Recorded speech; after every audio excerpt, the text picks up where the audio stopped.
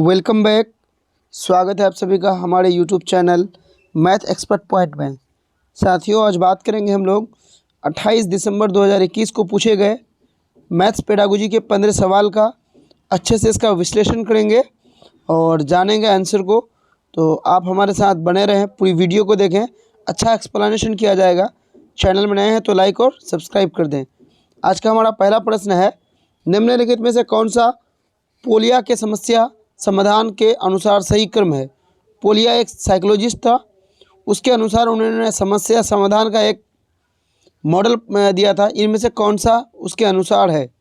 तो जब आप ऑप्शन पढ़ेंगे तो क्या है, समस्या को समझना, योजना तैयार करना, पुनः जांच करना और योजना को कार्यान्वित करना।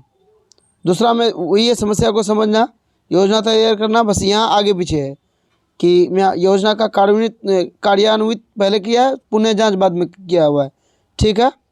और 3 में पहले योजना, तो पहले योजना तैयार करना फिर समस्या को समझना, ऐसा नहीं है, पहले समस्या समझना पड़ता है। और 4 में भी क्या है, योजना तैयार करना, तो पहले योजना तैयार नहीं होगा, पहले समस्या को समझना होगा। तो 2, 3 और 4 नहीं होगा, लेकिन 1 और 2 में कौन सा होगा। देखिए, समस्या समझना दोनों में है, योजना तैयार करेंगे समस्या समझने के बाद, पहले पुनः जांच करेंगे कि पहले योजना को कार्यान्वित करेंगे। पुनः जांच कब होगा दोस्तों, बाद में होगा। तो पहले क्या होगा, योजना को कार्यान्वित करना, इसलिए second is the right answer. चलेंगे नेक्स्ट क्वेश्चन में। निम्नलिखित में से कौन सा गणित में अवधारणाओं की प्रकृति के संदर्भ में सत्य नहीं है। मतलब अवधारणा कॉन्सेप्ट के बारे में कौन सा कॉन्सेप्ट का जो नेचर होता है उनके बारे में कौन सही नहीं है। आपको पता है कि मैथ जो होता है ना, गणित की प्रकृति क्या होती है, अमूर्त होती है। बिल्कुल ये सही है, आपको नेगेटिव ढूंढना है। लेकिन क्या अमूर्त होती है, क्यों? क्योंकि गणित में कोई भी चीज़ हम लिखा, जैसे लिखा हो रहेगा राम ने श्याम को 10 केले दिए, तो वह केला मूर्त रूप में नहीं होता है, अमूर्त रूप में होता है। तो गणित की प्रकृति है अमूर्त।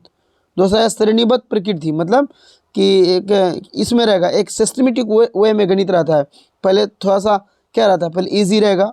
जब आप चैप्टर बनाते होंगे तो देखते होंगे पहले ईजी चैप्टर रहेगा, या उस चैप्टर में 1 नंबर का मैथ थोड़ा सा इजी रहेगा और लास्ट में जाते जाते मैथ थोड़ा सा टफ रहता है। तो बिल्कुल श्रेणीबद्ध रहता है, ये भी सही है। और 3 में है तर्क संगत प्रकृति। गणित की प्रकृति तो लॉजिकल होती ही है, इसमें कोई संदेह है नहीं। तो 3, 1, 2, 3 सही है। और 4 में देखिए मूर्त नहीं होती है। हम बताए ना आपको कि अगर राम ने श्याम को 3 चॉकलेट दिया तो चॉकलेट वहाँ अमूर्त होती है, मूर्त नहीं होती है। तो जो ये मूर्त नहीं होती है और जो नहीं होती है वही पूछ रहा था, इसलिए 4 इज द राइट आंसर। चलेंगे नेक्स्ट क्वेश्चन में। संख्याओं का स्थानीय मान पढ़ाने के बाद शिक्षक ने निम्न प्रश्न हल करने के लिए दिया। पहले एक टीचर ने क्या किया कि स्थानीय मान बच्चों को पढ़ा दिया, उसके बाद एक प्रश्न दिया। मान लीजिए आप 2 अंक 3 और 5 लेते हैं, इन दोनों अंकों का उपयोग समान बार करते हुए 4 अंकों वाली संख्या बनाइए। क्या आपका उत्तर अन्य है? तो आपको समझना है पहले, तो इसका इंग्लिश में होता है यूनिक, मतलब क्या आपका आंसर जो है वो यूनिक है। उपयुक्त संदर्भ में निम्न कथनों में कौन सा सही है। आपको 4 कथन दिया गया है, तो इसके आपको कथन को चुनना है। पहला है, ये एक खुले सिरे वाला प्रश्न है और छात्रों को आपस में एक दूसरे के उत्तरों का विश्लेषण और आलोचना करने का अवसर प्रदान करता है। देखिए 2 में है, एक बंद सिरे वाला प्रश्न है, तो बंद तो है नहीं, क्यों? क्योंकि आपको 2 डिजिट दिया हुआ है 3 और 5, इसका उपयोग समान बार करते हुए आपको 4 अंक का संख्या बनाना आता है। ये बंद नहीं है, कोई भी एक संख्या आप बना सकते हैं। गणित में अनेक उत्तर वाले प्रश्नों को हतोत्साहित करना चाहिए, बिल्कुल गलत, इसको बल्कि प्रोत्साहित करना चाहिए। ये एक मतलब कॉन्टेक्स्ट का प्रश्न का उदाहरण है, तो ऐसा नहीं है, किसी कॉन्टेक्स्ट का उदाहरण यहाँ पर नहीं है। तो क्या होगा, ये एक खुले सिरे वाला प्रश्न है, इसका अनेक उत्तर हो सकता है, इसका उत्तर कोई भी एक यूनिक हो सकता है, कोई भी अनेक तरह का उत्तर हो सकता है। तो 1 is the right answer. Next प्रश्न है, कक्षा 1 की गणित की अध्यापिका सुश्री सोनाली ने अपने अधिगमकर्ताओं को निम्नलिखित क्रियाकलाप दिए। कक्षा 1 में गणित पढ़ाने वाली एक टीचर है सोनाली, उन्होंने अपने बच्चों को ये निम्नलिखित क्रियाकलाप दिया। पहला, भिन्न आकार और रंग वाले सीपियाँ, कंकर, पत्थर, टोकन, प्रतीक का वर्गीकृत करना। मतलब बच्चों को अलग अलग रंग का सीपियाँ, कंकर, पत्थर दे दिया और इनको वर्गीकृत करने के लिए कहा, क्लासिफिकेशन करने के लिए कहा। भिन्न छड़ियों को उनकी लंबाई के अनुसार एक बंडल गट्ठे में व्यवस्थित करना। यहाँ भी बच्चों को क्लासिफिकेशन करने के लिए कहा है, लंबाई के अनुसार। और 3 में है, लकड़ियाँ पंखों पत्तियों को अपने आसपास के परिवेश से एकत्रित करना और उनको समूह में बांटना। यहाँ भी देखिए पहले इकट्ठा करने बोल रहा है, फिर बाद में क्लासिफिकेशन करना। मोतियों को धागे में पिरोकर गन्ना के लिए माला बनाना। चलिए अभी इस प्रकार का क्रियाकलाप को आप क्या कहेंगे? आपने देखा सब जगह गणित के लॉजिक का उपयोग हो रहा है, क्लासिफिकेशन का इस्तेमाल हो रहा है। तो पहला है प्राथमिक कक्षाओं में फुर्सत मौज मस्ती के लिए किए जाते हैं। क्या इस तरह की जो काम है प्राथमिक स्तर पर ऐसे क्रियाकलाप मौज मस्ती के लिए किए जाते हैं? तो आपका जवाब क्या होगा? बिल्कुल नहीं।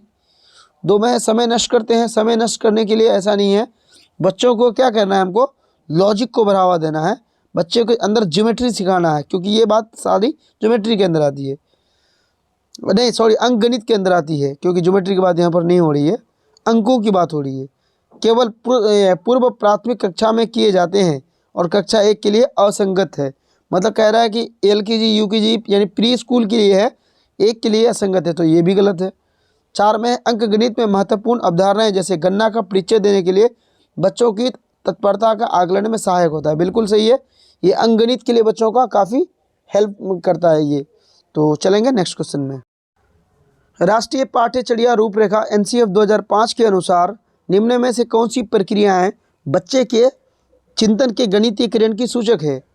मतलब वो NCF 2005 जैसे कह रहा है कि बच्चे के दिमाग का हमको मैथमेटाइजेशन कर देना है, तो इनमें से कौन सा बच्चे के दिमाग का मैथमेटाइजेशन करने का एक सूचक है? ऑप्शन 1 में है केवल संप्रेषण केवल सूत्र के द्वारा करना। तो केवल देखिए केवल हो या ना हो लेकिन सूत्र के द्वारा करना, बिल्कुल प्राइमरी लेवल पर इसको हतोत्साहित करना चाहिए, तो 1 नहीं होगा। 2 में प्रश्न को हल करने के लिए मानक क्रियाविधि उपयोग करना और 1 मिनट उत्तरों की जांच उत्तर कुंजी से करना। मतलब क्वेश्चन को जो हल करेंगे वो स्टैंडर्ड तरीके से करेंगे और जांच करने के लिए हम आंसर की का उपयोग करेंगे, जो कि बिल्कुल गलत है, निराधार है ये बात। 3 में है आसपास की भिन्न भिन्न वस्तुओं के भार का अनुमान लगाना और उत्तरों पर सहपाठियों तथा शिक्षकों के साथ विचार विमर्श करना। कि बच्चे का दिमाग का मैथमेटाइजेशन करने का मतलब है कि बच्चों को क्या करना है, भार के बारे में अनुमान लगाना है और अपने शिक्षक तथा आसपास के लोगों या सहपाठियों द्वारा ये क्या करना है, सहपाठियों द्वारा विचार विमर्श करना या विचार विमर्श में भाग लेना। बिल्कुल हो सकता है ऐसा, क्योंकि जब बच्चे लॉजिक को समझ पाएंगे, उनके दिमाग में मैथमेटाइजेशन और गणित के बारे में पॉजिटिव एक वे आएगा, तो बच्चा ऐसा करेंगे, तो ये हो सकता है। और 4 में है शिक्षक द्वारा दिए गए सुनिश्चित निर्देशों के अनुसार योग पर क्रियाकलाप करना। यानी टीचर ने जो निर्देश दिया सिर्फ उसी को इस्तेमाल करके क्रियाकलाप करना, बिल्कुल गलत है। बच्चे अपने दिमाग का यूज़ कर सकते हैं, अगर उनका दिमाग मैथमेटाइजेशन किया हुआ होगा, दिमाग उनका गणित के प्रति सही चल रहा होगा, तो बच्चे ऐसा कर सकते हैं। तो 3rd is the right answer. Next प्रश्न है राष्ट्रीय पाठ्यचर्या रूपरेखा NCF 2005 के अनुसार गणित शिक्षा का आकार चौड़े और गोलीय होने के स्थान पर ज़्यादा ऊंचा और तकुआकार हो गया है। इसका क्या अर्थ है? NCF 2005 गणित को क्या किया है कि इनका आकार चौड़ा और गोल ना होकर क्या होना चाहिए, ऊंचा और तकुआकार होना चाहिए। तो इसका क्या अर्थ है? तकुआकार को क्या बोलेंगे? राउंड, मतलब गोल एक तरह का। तो चलेंगे इसका ऑप्शन पढ़ते हैं हम कि प्राथमिक और उच्च विद्यालयों के शिक्षक में पारस्परिक संबंध या संवाद संप्रेषण नहीं है। देखिए यहाँ शिक्षकों की कोई बात हो नहीं रही है, पाठ्यचर्या की बात हो रही है। कैरिकुलम को क्या बनाना है, गोल ना बनाकर लंबा बनाया गया है। इसका क्या अर्थ है? तो 1 होगा नहीं। तो मैं गणित पाठ्यक्रम में विषय का परिचय कठिनाई के श्रेणीबद्ध स्तरों के अनुसार दिया गया है। गणित के पाठ्यक्रम में जो विषय है वो परिचय में मतलब श्रेणीबद्ध तरीके से पहले आसान को फिर हार्ड को दिया गया। ये सही है, लेकिन यह लंबा और चौड़ा से इसका कोई मतलब नहीं है। ये बातें उन्होंने सही की है, लेकिन कॉन्टेक्स्ट में बातें या क्वेश्चन के अनुसार बातें बिल्कुल नहीं की गई है। ऑप्शन 3 में है गत वर्षों में बहुत से नए विषयों का समावेश गणित पाठ्यक्रम में परिमाण में वृद्धि हुई है। ये भी सही है, लेकिन कॉन्टेक्स्ट के अनुसार बिल्कुल नहीं है। और ऑप्शन 4 में है पाठ्यचर्या के गतिमान होने के कारण कुछ आधारभूत विषयों की काट-छाँट की गई है, जिससे कि नए विषयों का समावेश किया जा सके जो उच्च गणित के अध्ययन में महत्वपूर्ण है। देखिए ये बात बिल्कुल सही है कि इसको क्या किया गया। देखिए क्वेश्चन को आप एक बार पढ़िएगा तो क्या किया है कि गणित शिक्षा का आकार जो है वो चौड़ा और गोल ना होकर क्या होना चाहिए, ऊंचा और तत्वाकार होना चाहिए। इसका ये अर्थ है कि पाठ्यचर्या जो है उसमें गतिमान, पाठ्यचर्या के गतिमान है, गतिमान होने के कारण कई आधारभूत विषयों को काट छाट की गई है और जिससे नए विषयों का समावेश किया गया है। तो option 4 is the right answer.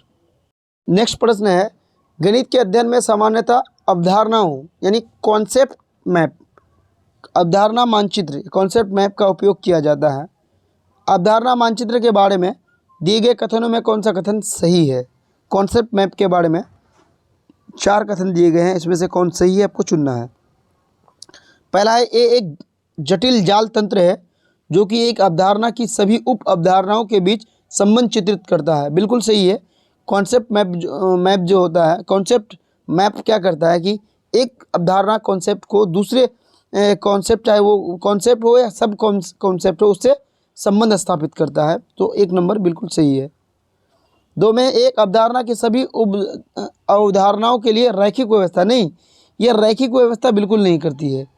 इनका उपयोग नैदानिक उपकरणों के लिए, मतलब डायग्नोस्टिक के रूप में छात्रों का अधिगम में आने वाली कठिनाइयों को पहचानने के लिए किया जा सकता है। बिल्कुल, कॉन्सेप्ट मैप के जरिए बच्चों के अंदर क्या कॉन्सेप्ट डेवलप हुआ है इस चीज़ का अंदाज़ा लगा सकते हैं। अगर अब बच्चों ने किसी चीज़ को नहीं समझा है तो आप उसको डायग्नोस्टिक कर सकते हैं। और डी में, ये गणित की प्रक्रिया के बारे में नई जानकारियाँ अंतर्दृष्टि प्राप्त करने में अधिक अध्यापक की सहायता करता है। बिल्कुल ये भी सही है। ये गणित की जो नेचर होता है उसके बारे में नई जानकारियाँ या अंतर्दृष्टि प्राप्त करने में टीचर की सहायता करता है। कौन सही होगा? ए, सी और डी। तो देखेंगे किस ऑप्शन में ए, सी, डी है। जब आप ऑप्शन चेक करेंगे तो ऑप्शन 4 में आपको मिल जाएगा ए, सी, डी। चलेंगे नेक्स्ट क्वेश्चन में। और यहाँ पर 4 कॉलम दाएं तरफ और 4 कॉलम बाएं तरफ दिया गया है, आपको मिलान करना है। निम्न में से कौन सा युग्म सही मिलान प्रदर्शित करता है, आपको मिलाना है। पहला है रचनात्मक आकलन, इसको क्या बोलते हैं हम लोग? Formative assessment. तो फॉर्मेटिव असेसमेंट क्या होता है? और दूसरा है शिक्षक केंद्रित कक्षा, और तीसरा है छात्र केंद्रित कक्षा, और चौथा है सामूहिक आकलन। तो आपको इसमें से सही को खोजना है, इसमें से कौन सही है कौन गलत है, सॉरी कौन किससे मिलान करेगा, तो आपको खोजना है। 1 नंबर में है फॉर्मेटिव असेसमेंट यानी रचनात्मक आकलन। तो इसमें क्या होगा? बच्चे तथ्यों को स्मरण करते हैं और उन्हें लिखित परीक्षा के द्वारा आंके जाते हैं। ऐसा कब करते हैं? जब टीचर सेंटर्ड हो, बच्चे चीज़ों को सिर्फ याद करते हैं और उनकी जांच कैसे टीचर करते हैं? परीक्षा लेकर। तो ये किस में करता है? टीचर सेंटर्ड जब होता है। यानी यहाँ 2 है, 2 को बी मान लेते हैं, बी के साथ 1 नंबर मिलान करेगा। और इधर दाएं तरफ 2 नंबर में है बच्चे निजी, एकांकी और समूह दोनों तरह से काम करते हैं। इन क्रियाकलापों को करते हुए वे आंके जाते हैं। अच्छा, 3 नंबर पढ़ेंगे, सामाजिक कौशलों और सहयोगी अधिगम प्रक्रियाओं को आंकने में सहायक होता है। और नंबर 4 में है ज्ञात करता है कि एक समय विधि में बच्चे की विभिन्न विषयों को, देखिए जहाँ ज्ञात करने वाली बात आई, एक समय अवधि में क्या होगा? ये रचनात्मक आकलन। 1 नंबर में हो जाएगा 4 नंबर। और 1 मिनट, 1 में 4 और बी में 1 हो रहा है। और आगे हम लोग फिर देखेंगे। इधर है छात्र केंद्रित 3 नंबर में। तो इसके साथ देखिए यहाँ बच्चे निजी, एकाकी और समूह दोनों तरह से काम करते हैं, मतलब खुद से भी काम करते हैं और समूह में भी काम करते हैं। तो ये सी कित से हो जाएगा? 3 से। जब ऑप्शन चेक करेंगे आप इसको कॉपी में नोट्स कर सकते हैं। नोट्स क्या मतलब, आप अपने आप को जांचने के लिए लिख सकते हैं। और उसके बाद यहाँ ऑप्शन आप जब चेक करेंगे तो आपको ऑप्शन 4 नज़र आ जाएगा। हमने क्या किया था? पहला 1 को 4 से मिलाया था, बी को 1 के साथ, सी को 2 के साथ और डी को 3 के साथ। तो ऑप्शन 1 बिल्कुल सही आंसर है। चलेंगे नेक्स्ट क्वेश्चन में। बिल्कुल आसान सा क्वेश्चन है। निम्नलिखित में से कौन सा प्राथमिक कक्षा के छात्रों के आकलन के लिए उपयुक्त विधि नहीं है? कौन सा विधि जो प्राइमरी लेवल के बच्चे हैं उसको आंकने के लिए नहीं है, आपको गलत चुनना है। तो ऑप्शन 1 में, एक परीक्षा जो तथ्यों और सूत्रों को स्मरण करने पर आधारित हो। एक ऐसा परीक्षा जहां बच्चों को सूत्र याद करने के लिए दिया गया और सूत्र को का एग्ज़ाम लिया जा रहा हो, जहां बच्चे का याद करने की क्षमता को देखा जाता हो। ऐसा प्राइमरी लेवल में तो क्या किसी भी लेवल में नहीं करना चाहिए, ऐसे आकलन नहीं होता है। तो ये गलत है और जो गलत है यहाँ पर सही है। आप बाकी 2 और 3 4 ऑप्शन को देख सकते हैं। चलेंगे नेक्स्ट क्वेश्चन में। नेक्स्ट प्रश्न है, एक प्राथमिक कक्षा का अध्यापक अपने छात्रों को स्थानीय मान पढ़ाने के लिए विविध मूर्त पदार्थों का उपयोग कर रहा है, जिसमें सम्मिलित हो सकता है। छात्र क्या कर रहे हैं, स्थानीय मान पढ़ा रहे हैं और मूर्त चीज़ों को दिखा रहे हैं बच्चों को। तो कौन कौन सा चीज़ क्या हो सकता है इसमें? डाइंस ब्लॉक, बिल्कुल डाइंस ब्लॉक में क्या होता है, क्या बच्चों को उसमें स्थानीय मान की अवधारणा को पढ़ा सकते हैं, क्योंकि उसमें गोल गोल टाइप का छोटा छोटा चीज़ दिया हुआ रहता है। माचिस की तीलियों का बंडल गट्ठर बनी, ये बिना जली माचिस का जो तिल्ली होता है उसका गट्ठर बना लेना। तो आप उसको कर सकते हैं, 1 से 10 तक माचिस को एक जगह करके उसको पहले 1 को इकाई और 10 को एक जगह करके दाई, 100 को एक जगह करके आप सैकड़ा ऐसे समझा सकते हैं। डाइंस ब्लॉक में भी सेम रहता है। और 3 में है बनावटी प्रचलित नोट या मुद्रा। देखिए मुद्रा आपको 10 रुपया का नोट या 100 रुपये का नोट दिखा के या 1 रुपया का नोट दिखा के इकाई दाई सैकड़ा आप नहीं समझा सकते हैं। और गिनतारा यानी अबेकस, तो ये जो गिनतारा या अबेकस है, इससे क्या सिखाया जाता है, आप जो इसके माध्यम से आप बच्चों को अंकगणित सिखा सकते हैं, गिनना सिखा सकते हैं, स्थानीय मान नहीं सिखा सकते हैं। तो कौन, ए और बी यहाँ पर सबसे सटीक है।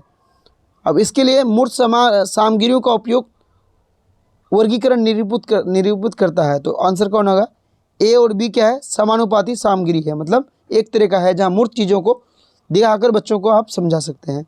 चलेंगे नेक्स्ट क्वेश्चन में।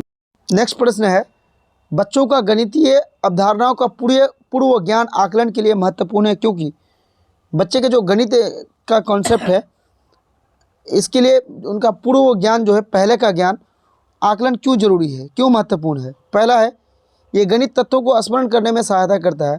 याद करने वाली बात जहाँ भी आएगा उसको आपको हटा देना है। गणित अन्य विषयों के साथ एकीकृत है। ये सही है कि गणित जो है अन्य विषय के साथ इंटीग्रेट किया गया है, समाकलित किया गया है। लेकिन क्या अन्य विषयों, जब हम गणित का कॉन्सेप्ट पढ़ाएंगे तो अन्य विषय हमको फ़ायदा करेगा, लेकिन इसका आकलन हमें पूर्व ज्ञान के साथ करना ज़रूरी है। ये चीज़ जब आप इस पर गहन अध्ययन कीजिएगा तो ऐसा कोई ज़रूरी नहीं है और आगे चलेगा। लेकिन ये बात बिल्कुल सही कहा है इन्होंने यहाँ पर। 3 में ये योगात्मक आकलन यानी समेटिव असेसमेंट में सहायक होता है। पूर्व ज्ञान बच्चे का इसलिए हम पूर्व ज्ञान का अंदाज़ा करते हैं कि हम जो पढ़ा रहे हैं बच्चों को, कि इससे पहले क्या बच्चे ने पढ़ा है। जैसे कि आप बच्चों को पहले चैप्टर में 1 से 100 तक गिनती सिखाए, दूसरे चैप्टर में आप 100 से 200 तक सिखाए, तो उसका पूर्व ज्ञान इसलिए जांचते हैं क्या बच्चे 1 से 100 तक जाने हैं कि नहीं जाने हैं। अगर नहीं जाने तो आपको पहले 1 से 100 सिखाना होगा, तब 100 से 200 सीखेगा, क्योंकि ये श्रेणीबद्ध प्रक्रिया है। तो ये योगात्मक आकलन बिल्कुल नहीं है। 4 में है गणितीय अवधारणाओं की प्रकृति क्या है, श्रेणीबद्ध है। तो ये आंसर बिल्कुल सही है। क्या, क्यों, क्योंकि ये श्रेणीबद्ध तरीके से क्लास 1 2 3 4 5 में आप देखिएगा गणित में तो सेफ दिया हुआ है, त्रिभुज दिया हुआ है, चतुर्भुज दिया हुआ है, लेकिन इसके बारे में ज़्यादा डिटेल्स नहीं बताया गया है। डिटेल्स अपर प्राइमरी में बताया गया है। क्यों, क्योंकि छोटे बच्चों को सिर्फ उस चीज़ से परिचित किया गया है। गणित एक श्रेणीबद्ध प्रक्रिया है, पहले परिचित कराया फिर अब उसका गुण की तरफ गया। तो चलेंगे नेक्स्ट क्वेश्चन में। 6 और 7 का योग 13 होता है, बिल्कुल सही है। 6 और 7 को जब जोड़िएगा 13 होगा। ये एक उदाहरण है, किस टाइप का उदाहरण है, तो ये बहुत ईजी सवाल है। इसका जब इंग्लिश सेक्शन आप चेक करेंगे, देखिए पहला है डिफिनेशन, तो ये डिफिनेशन नहीं है। 6 और 7 का ये डिफिनेशन है, बिल्कुल डिफिनेशन नहीं है, तो एक तो नहीं होगा। और 2 में है, 2 को अभी रहने देते हैं। 3 में है ओपन सेंटेंस, क्या ये ओपन सेंटेंस है, इसका अनेक आंसर हो सकता है। 6 और 7 13 ही होगा, तो ये भी गलत है। चौथा है कंजक्शन, मतलब जोड़ना।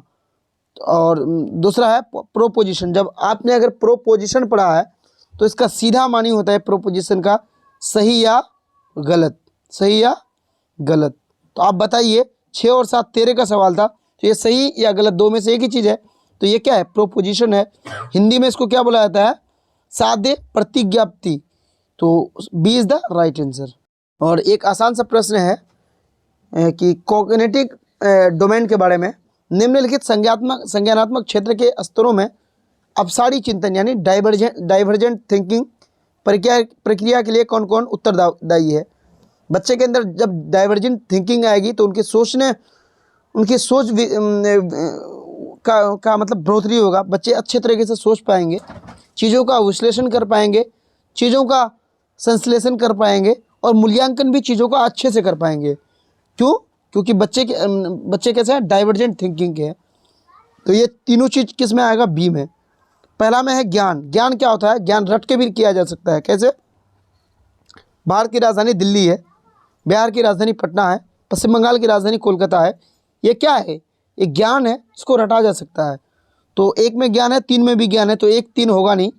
और चार में जब आप देखेंगे तो अर्थबोध यानी अवबोध है, तो जो भी ये भी एक रट के किया जा सकता है।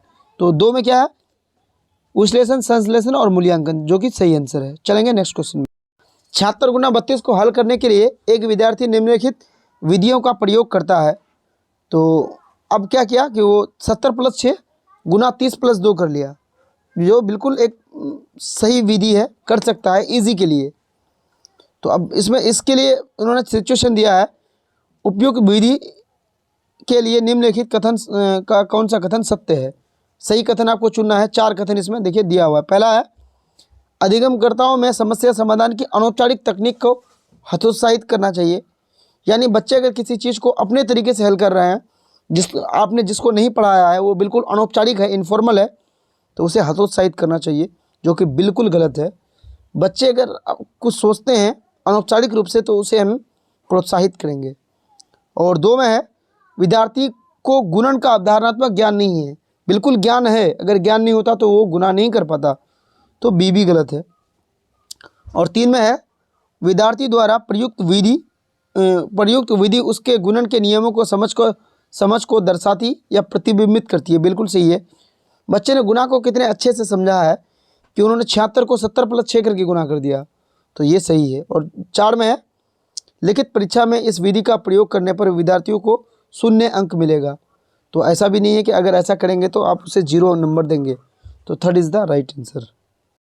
और ये बिल्कुल आसान क्वेश्चन है जो जियो बोर्ड के बारे में है। तो जियो बोर्ड मतलब, अब इसको आप ऐसे याद रख सकते हैं, जियो मतलब ही ज्योमेट्री होता है। तो जियो बोर्ड पर आधारित क्रियाकलापों से परिचय देने के लिए अति उपयुक्त कारण क्या हो सकता है। पहला है, अधिगमकर्ताओं को रेखाओं और कोणों को पढ़ाना। रेखा और कोण के बारे में पढ़ाना ये एक मतलब कारण है, लेकिन सबसे अति मतलब उपयुक्त है या नहीं है, बाकी 3 को देखने पर ही पता चलेगा। दूसरा है, अधिगमकर्ताओं को भिन्न प्रकार के त्रिभुजों को पढ़ाना, ये भी सही है। 3 में है, अधिगमकर्ताओं को आयतन पढ़ाना। आयतन नहीं होता है ज्योमेट्री में। तो और चौथा है, विभिन्न ज्यामितीय अवधारणाओं की जांच अन्वेषण के लिए मूर्त प्रदर्शन देना। या ये बिल्कुल सही है। क्यों? क्योंकि यहाँ आपको उन्होंने सारा आंसर को एक जगह इंक्लूड कर दिया है। विभिन्न ज्यामितीय अवधारणा मतलब इसमें सारा आ गया, त्रिभुज, चतुर्भुज, जो भी है सब कुछ आ गया। उनकी जांच, अन्वेषण मतलब खोज और मूर्त प्रदर्शन को दिखाने के लिए जियो बोर्ड का इस्तेमाल हम करते हैं। 4 इज़ द राइट आंसर। आपको एक्सप्लेनेशन कैसा लगा आप कमेंट के माध्यम से ज़रूर बताएं। चैनल में नए हैं तो लाइक और सब्सक्राइब कर दें। यहाँ आपको पूरा 11 से 2022 तक का प्रीवियस सॉल्व किया जा रहा है। और हम वीडियो के बीच बीच में नहीं बोलते हैं कि लाइक और सब्सक्राइब कर दें।